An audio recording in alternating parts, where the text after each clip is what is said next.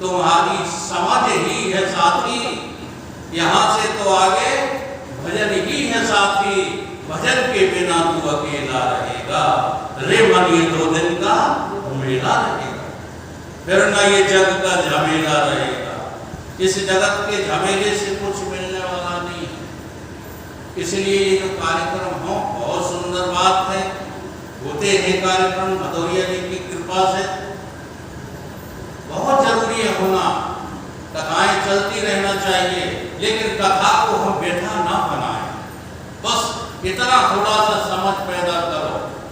आज कथाएं व्यथाएं बन गई हैं, कथाएं ले जाती हैं सत्य की ओर, और सत्य कथा सुनने में लोगों को जो है चिढ़ होती है। जी हाँ, कथा भी 2 प्रकार की होती है, एक कथा होती है जो व्यथा बन जाती है, नाचना सिखा देती है, गाना सिखा देती है, कूदना सिखा देती है, पता नहीं क्या क्या सिखा देती है, लेकिन जिसके लिए कथा कही जा रही है वो गुम हो जाता है। कथा किसके लिए कही जा रही है, क्या चीज पाना है? किसी संत ने बहुत बढ़िया जो है बात लिखी है, क्या लिखते हैं वो, मूल भी है सही, मूल सही है, वृक्ष भी है सही, डालियां भी सही, पत्तियां भी सही, फिर भी आनंद के फूल फूले नहीं, तो ऐसे ऋतुपथ के आने से क्या फायदा, अगर किसी जन्म में हमने प्रभु को पाया नहीं, तो मेरे नर्तन के पाने से क्या फायदा। ये नर्तन जो हमें मिला है ये केवल प्रभु की प्राप्ति के लिए ही मिला है, बाकी तो गौण पुरुषार्थ है, अर्थ है, काम है, धर्म है, इनका सहयोग करो, काहे के लिए? प्रभु को पाने के लिए। लेकिन हम प्रभु को क्यों नहीं पाना चाहते हैं? उसका क्या कारण है? उसका एक ही कारण है, जो हमने तमोगुण के और रजोगुण के पर्दे डाल रखे। हमसे लोग वार्तालाप करते हैं, वो कहते हैं कलयुग का प्रभाव है। अब जरा देखिए, अगर आप संख्या की गणना करोगे, अगर आप काल के वशीभूत होकर बात करोगे, तो आप सत्य को नहीं पा सकते। सत्य तो आपके हृदय में विराजमान है। कलयुग जो है समय का नाम नहीं है, कलयुग तो तुम्हारे हृदय के भीतर रह रहे गुणों की न्यूनाधिकता का जो है काम है। रामचरितमानस में ये प्रसंग आया है, नित्य युग धर्म और सब केरे, हृदय राम माया के प्रेरे, शुद्ध सत्व समता विज्ञाना, कृत प्रभाव प्रसन्न मन जाना। तुम्हारे अंदर यदि जो है शुद्धता हो, अंतःकरण शुद्ध हो, शुद्ध। एक बात पूछेंगे आप लोगों से, आप लोगों ने शुद्ध दूध देखा है? शुद्ध दूध, शुद्ध दूध जो है आपको कहां मिलेगा? अधिकांश जो है लोग कहेंगे कि सुबह सुबह गाय या भैंस का दोहन जो किया जाता है वो शुद्ध दूध होता है, लेकिन वैज्ञानिक दृष्टिकोण से वो भी अशुद्ध है। तो शुद्ध दूध कब मिलता है? जब इस दूध को गर्म किया जाता है, गर्म करने के बाद फिर इसको ठंडा करके जमाया जाता है, और जमाने के बाद फिर इसमें जो है रई डाली जाती है। माताएं दूध जो है करती नहीं है, पुरानी माताएं तो बहुत मट्ठा दही निकालती थी, फिर उसमें 2 चीजें निकलती, एक माखन निकलता है, दूसरा जो है मट्ठा निकलता है। तो जो मट्ठा निकलता है वो अशुद्धता होती है, और जो माखन निकलता है वो शुद्ध होता है। तो उसी माखन को कहते हैं शुद्ध दूध, यानी कि घृत को शुद्ध दूध कहा जाता है। जो शुद्ध चीज निकलती है वही शुद्ध है।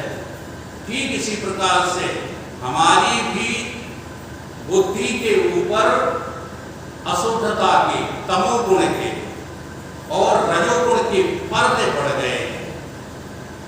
अब देखिए गोस्वामी जी जो है कलयुग की क्या परिभाषा बता रहे हैं, वो हम लोग किसको कलयुग समझ रहे हैं। हमारे हृदय में जब तामस बढ़ जाता है, तमोगुण की अधिकता हो जाती है, तामस बहुत रजोगुण थोड़ा, कल प्रभाव विरोध चहो। अब जब हमारे हृदय में तमोगुण का पर्दा पड़ा है तो फिर हम तो लड़ेंगे, हम तो द्वंद्व करेंगे ही, हम भगवान की प्राप्ति की बात के बारे में तो सोच भी नहीं सकते। फिर तो तमोगुण प्रधान वस्तुओं के लिए ही हम लालायित होते रहते हैं और उन्हीं की प्राप्ति के लिए प्रयास करते रहते हैं जो कभी हमें प्राप्त नहीं हो सकती। क्यों? जगत में ऐसी कोई चीज है ही नहीं जो प्राप्त हो सके। जगत अप्राप्त है। बड़ों बड़ों ने कोशिश कर ली, सिकंदर जैसे दुनिया में हुए अनेकों की वाली थे। सिकंदर जब चला दुनिया से दोनों हाथ खाली, किसी को कुछ नहीं मिलता इस संसार से। क्यों? क्योंकि यहाँ प्राप्त करने योग्य कुछ है ही नहीं। और ये संसार मुझे प्राप्त क्यों लगता है? तमोगुण के हृदय पर पर्दा रूप हो जाने के कारण। इसलिए इन पर्दों को हटाइए। जब तक ये पर्दे हम हटाने वाले काम नहीं करेंगे, जब तक वो साधनाएं नहीं करेंगे जिनसे पर्दे हटते हैं, तो तमोगुण हटाने के लिए सेवा भक्ति, रजोगुण हटाने के लिए, अब जहां रजोगुण है वहां भी पर्दा है। रजोगुण क्या होता है? रजोगुण क्रिया होती है। जब हमारा क्रियाकलाप और न करने योग्य कर्मों में मन लगता है तो वो रजोगुण की प्रधानता से ऐसा होता है। जैसे इसी चौपाई में कहा गया ना, रजोगुण थोड़ा। ये रजोगुण जो है कब आ जाता है? देखो, ये रजोगुण आ जाता है जब चुनाव होते हैं। जी हाँ, कभी किसी से नमस्कार नहीं करते, कभी किसी का आदर नहीं करते जो लोग, वो चुनाव के वक्त सबके पैर छूते हैं। रजोगुण थोड़ा, कल प्रभाव विरोध चहो। तो ये सब पाप के पर्दे हमारे हृदय पे पड़े हैं। इसका नाम कलयुग है। कलयुग किसी जो है सीमा का नाम नहीं है, कितने वर्ष बाद समाप्त हो जाएगा। फिर तुम्हारे किस जो है किस मतलब का होगा जब समाप्त होगा तब। अगर कलयुग को समाप्त करना है ना तो अभी करो ना। किससे करो? सत्संग से। सत्संग में जाओ और सीखो कि कौन सी प्रक्रिया है जिससे ये तमोगुण हट सकता है। वो है सेवा या भक्ति। सेवा से बड़ी और कोई प्रक्रिया नहीं है। सेवा कैसे? कामना रहित तो होकर के सेवा करो। वो नहीं तो ये पर्दे हाँ तुमको कभी भावों में आने ही नहीं देंगे। किसी संत ने लिखा है, पड़ा है पाप का पर्दा, अंधेरियां दिल पे छाई है, इसीलिए वो त्रिलोकीनाथ नहीं देता दिखाई है। क्यों नहीं दिखाई देता? क्योंकि पाप के पर्दे पड़े हुए हैं। जी हाँ, नहीं तो जो है त्रिलोकीनाथ के अलावा और दिखाई ही क्या देता है। हमको एक बाबा मिल गए, हम नाम नहीं लेंगे किसी का भी, ट्रेन में, और यहाँ के भिंड के प्रसिद्ध बाबा थे। उन्होंने जो है कहा, पब्लिक के सामने कह रहे थे, भगवान को किसी ने नहीं देखा। अब ये बात अपने को तो हजम नहीं हुई। हमने कहा, महाराज क्षमा करना, भगवान के सिवा हमने और किसी को देखा ही नहीं। सर्वव्यापक सर्वत्र समाना, और पर्दा हटे तो प्रेम से पहचाना।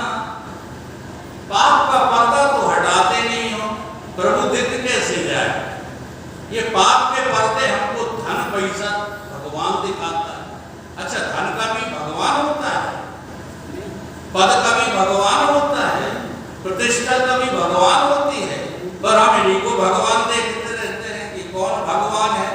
कोई नेताजी भगवान है, कौन भगवान है, कोई वकील भगवान है। सारी दुनिया को वकील लूट रहे हैं, हम वकील हैं इसलिए हिम्मत जुटा देते, नहीं तो नहीं कहते। सरेआम इजलासों पर बदमाश बचाए जाते हैं, नहीं बचाए जाते। झूठ छिपाने में धरती आकाश में लाए जाते हैं, लुच्चे और लफंगों के भयत्रास दिखाए जाते हैं। चोरी और राजनी के नित्य इतिहास रचाए जाते हैं। भलों भलों की इज्जत लूटे, भले भलों की इज्जत लूटे, कदर करें बेईमान की। हम वकीलों ने कर डाली बर्बादी हिंदुस्तान कर डाली। तो ये कौन है? देखो वो तो अपना रूप ही वैसा बना लेते हैं, तामस बहुत। ये काला कोट किसका निशानी है? जी हाँ, ये रंग भी जो है हमारी प्रभुता की ओर ले जाते हैं। ये लाल रंग जो है किस भगवान, ये किसका निशानी है?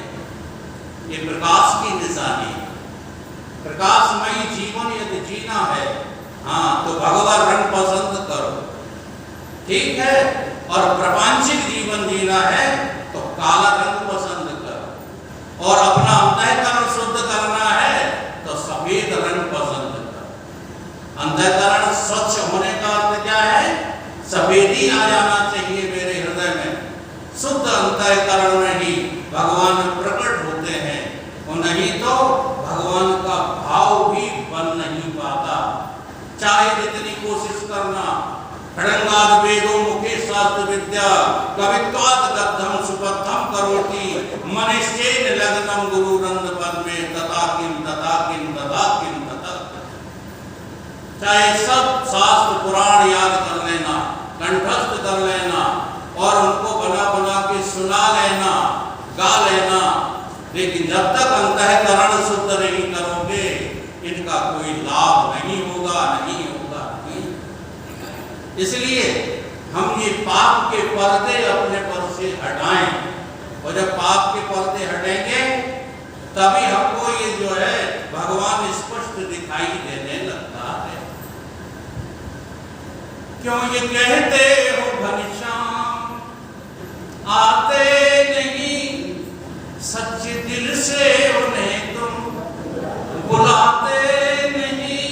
क्यों ये कहते हो घनश्याम आते नहीं? आप दोहरा सकते हैं, संगीत की मुझे कोई जरूरत नहीं है। नहीं, कोई बात नहीं, चिंता मत करो। क्यों ये कहते हो भोग लगाते नहीं? क्यों ये कहते हो, क्यों ये कहते हो भोग लगाते नहीं? विलनी भाव से तुम खिलाते नहीं, विलनी भाव से तुम खिलाते नहीं। क्यों ये कहते हो घनश्याम आते नहीं, सच्चे दिल से उन्हें तुम बुलाते नहीं।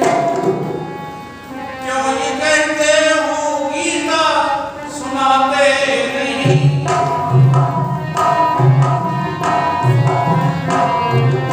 क्यों ये कहते हो गीता सुनाते नहीं? मान सीधा ना तुम दिखाते नहीं, मान सीधा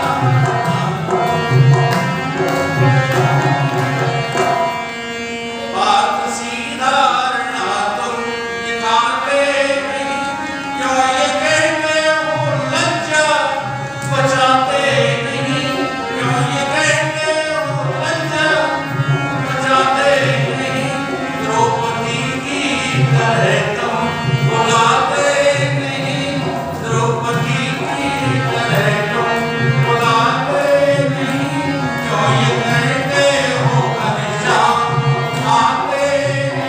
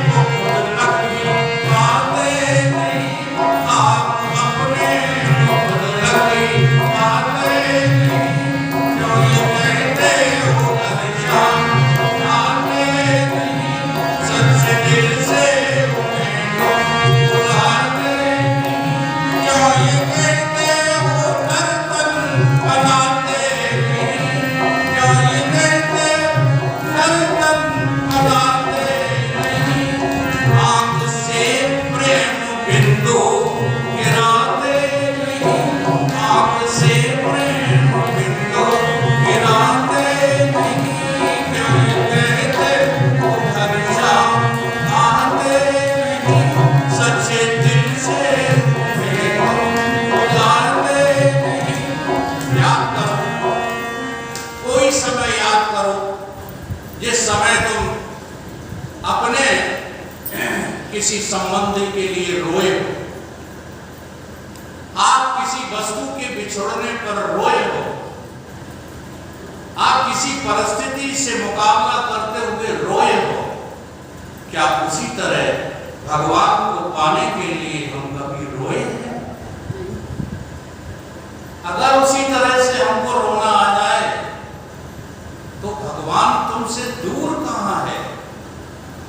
उसी श्रीमद् भगवत गीता में अर्जुन ने प्रश्न कर दिया कि प्रभु आपने इतना वर्णन तो कर दिया, लेकिन ऐसा वैभवशाली, ऐसा ऐश्वर्यवान ये परमात्मा मुझे मिलेगा कहां? भगवान ने तुरंत कहा, ईश्वरा सर्वभूतानां हृदय से अर्जुन तिष्ठति भ्रम्यात् सर्वभूतानि अंतरूढ़ानि माया। मैं अपनी माया को आगे कर लेता।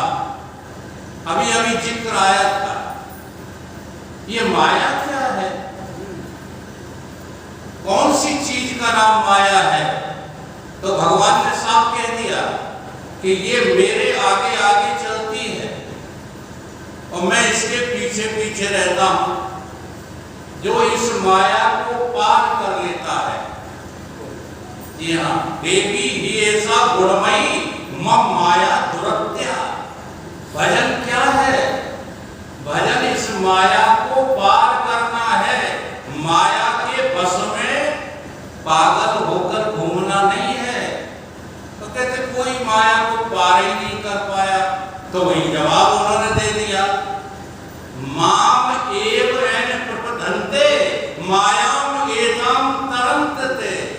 तुम संसार की शरण छोड़ दो